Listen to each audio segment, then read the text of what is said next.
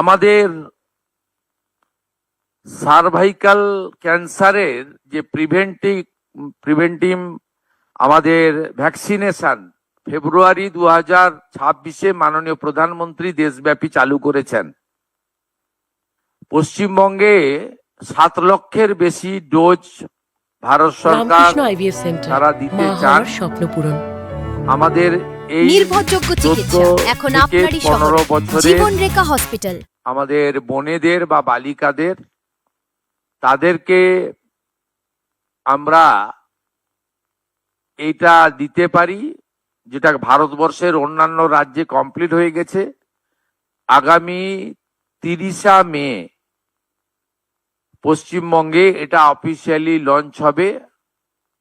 Bidhannagar sub division হসপিটালে আমি নিজে এবং রাজ্য সরকারের অন্যান্য প্রতিনিধিরা উপস্থিত থেকে এটা শুরু করবেন।